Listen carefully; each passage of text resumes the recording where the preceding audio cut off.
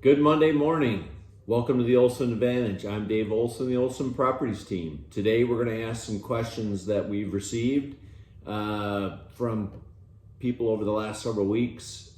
These were common questions and we don't have time to dedicate an entire video to the whole thing, so we're just going to try to knock some of them out. The first question comes from Jenny, asking about interest rates and where we think they're going.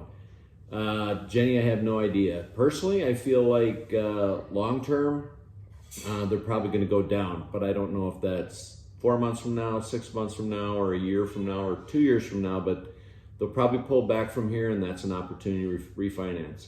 I don't tend to make decisions based solely on interest rates, other than the fact when they are really low, we might buy more than we typically do, but when there's a deal out there, typically the interest rates aren't going to keep us from making that happen. Usually it's purchase price or the opportunity that the property holds for us. So that's a tough one. Nobody's got a crystal ball, but you can't be interest rate dependent. You don't marry the rate, you marry the house. So, and you marry the opportunity.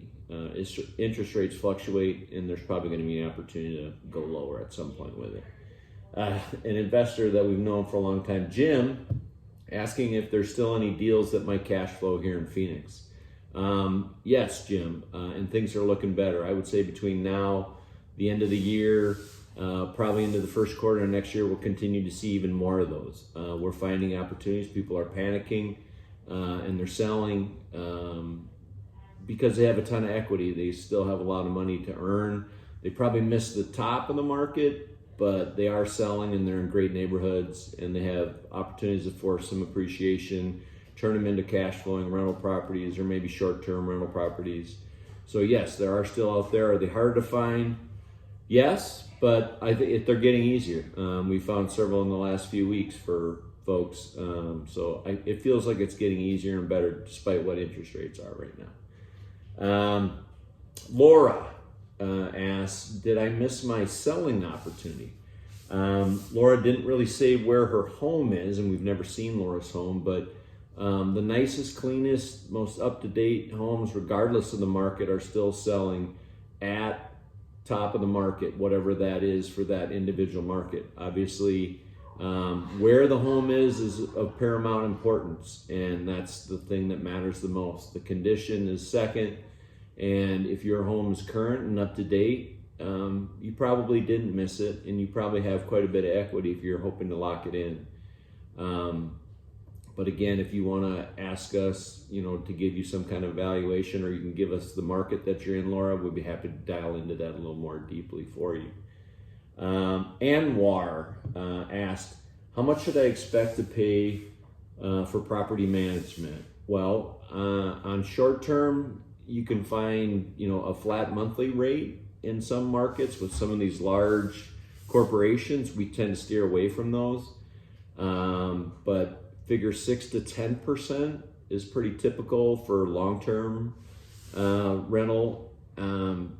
We tend to focus more on what they bring for whatever it is they charge.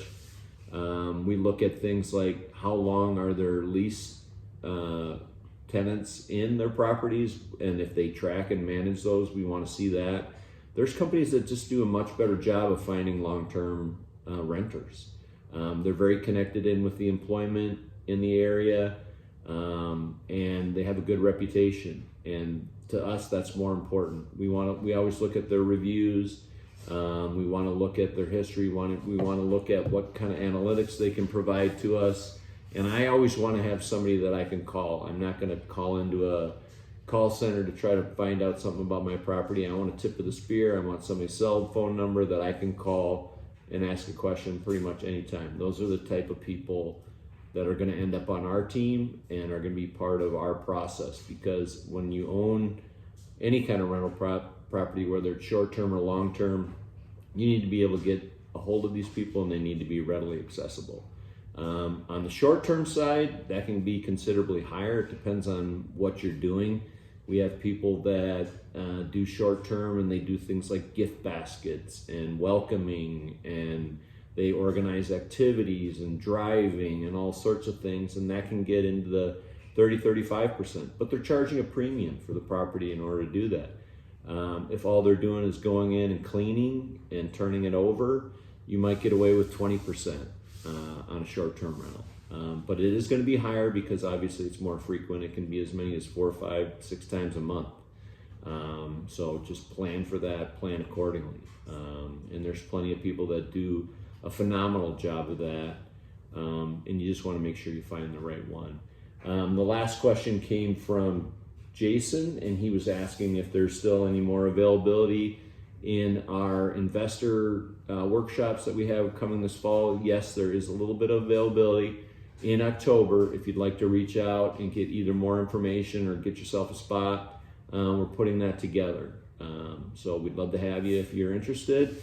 We feel that people get a lot out of it, and again, there's no cost to anybody. We like to help. It's our way of kind of giving back, getting more people involved in controlling their financial destiny, let's say, and their retirement and cash flow and all the wonderful enjoyments that you can get out of being a property owner or something more than just your own primary residence. So again, if you ever have any questions, know that you can always text the word answers to the 59559. That's the word answers to 59559.